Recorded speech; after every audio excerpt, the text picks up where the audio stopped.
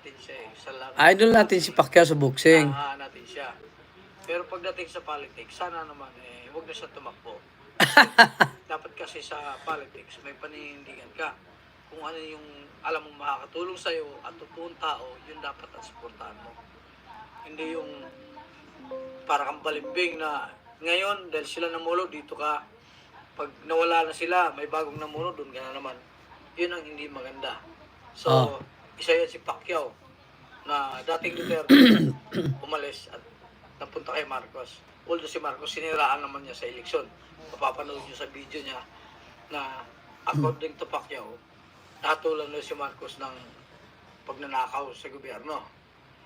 So, nung tumakbo siyang presidential, katunggalin niya si Marcos.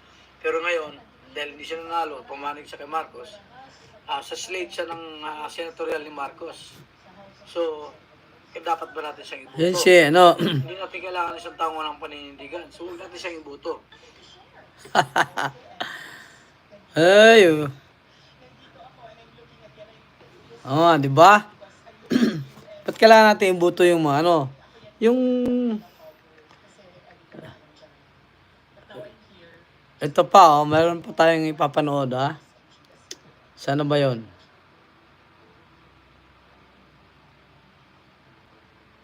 Bakit si Pacquiao? Hindi lang naman si Pacquiao, lahat naman sila. Maraming salamat po. Unang-una, nagpapasalamat ako sa Panginoon sa binigay niya magandang panahon at Ito. siyempre malusog na pangatawan sa ating lahat. Maraming salamat sa inyong mainit na pagtanggap sa amin ngayong araw na ito. Pilipinas kung mahal. Marcos siya, Tanong ko po, Pilipinas kung mahal, nasaan ka na ngayon? Ano nang nangyari? Bakit tayo nagkahiwalay? Bakit tayo nag-aaway-away? Sino nakaupo? May mga kumukontra. Ang programa ng ano ba yan? Pangulo ay napakaganda. Doon sa bagong Pilipinas po, kasama po doon, ang isa sa nagustuhan ko, yung sustainable livelihood. Sustainable livelihood at saka pabahay. Alam niyo po, bago ko ituloy yan, topic na yan, gusto ko lang po sabihin sa inyo na ako'y natutuwa at masaya dahil sa naiambag kong karangalan sa ating bansa at ang bansang Pilipinas. At ang bansang Pilipinas nakilala hindi lamang dito sa buong Asia kundi sa buong mundo. Bilang Pilipino, proud na proud ako.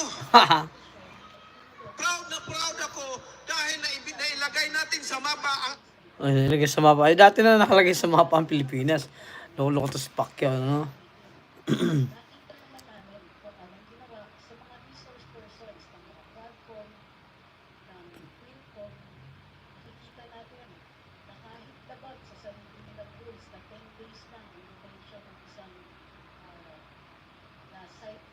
Galagi tayo dito ng start po.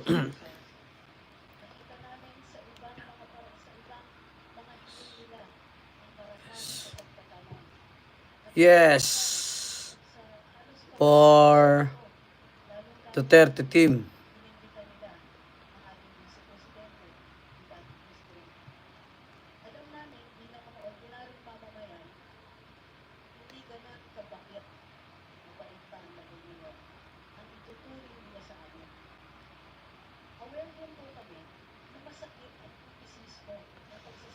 And then no for Marcos senatorial.